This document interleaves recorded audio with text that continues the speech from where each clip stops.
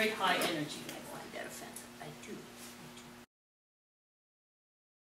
Oh yeah, he may have a groin pull. Even more, yeah. When you put, I'm putting a lot of pressure right up in there. And Yeah. Yep, and that's right where it attaches. Is right in there. On the right.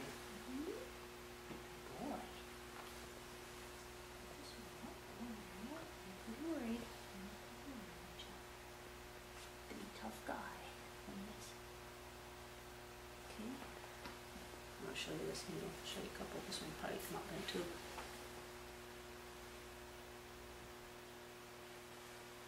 His muscles did that. Because they were quivering so much. Yeah. Whoa! So I've had it, when I first started doing this, I didn't have much training. I just got a book and my coral dogs would be my guinea pigs. I had one guy, he had back problems, and he was so strong that every time I did this, I'd get bent needles out of his back. This is stuff you can do yourself to figure out what's going on. Yeah.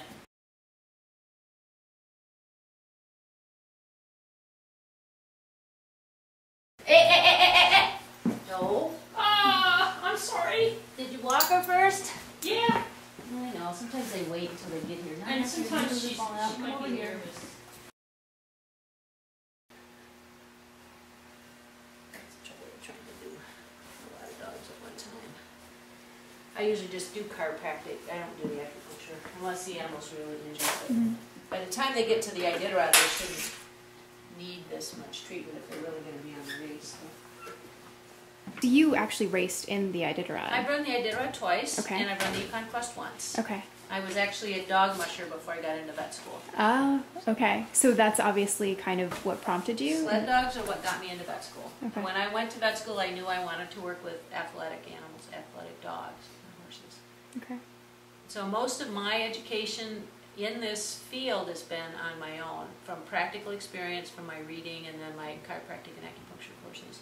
I've taken a few physical rehab stuff and soft tissue work, but it's hard to fit that in time-wise. Like there's a woman who does dog massage, and she's really good, but it takes a lot of time to do that. So I try to teach the owners how to do that stuff at home.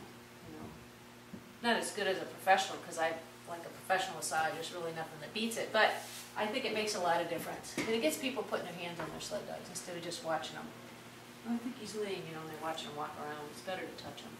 So how long did it take you to kind of train to be in the Iditaord to begin with? Did you do a lot of smaller runs first? And well, my husband and I have been running dogs since he ran his first Iditaord in '83, and I ran the Quest in '87. So I've been helping him train for Iditaord for 3 or 4 years. I'd done a lot of 200 or 300 mile races. They didn't have qualifiers back then, but I'd just been racing. And so I did the Quest for my first race, which is like a perfect qualifier for Iditaord. And then I did not run the Iditaord until I was done with vet school. So I ran the Iditaord in '94, '95. So I went to vet school. I was older. I went to vet school '88 to '92. Do you ever miss the racing part of things?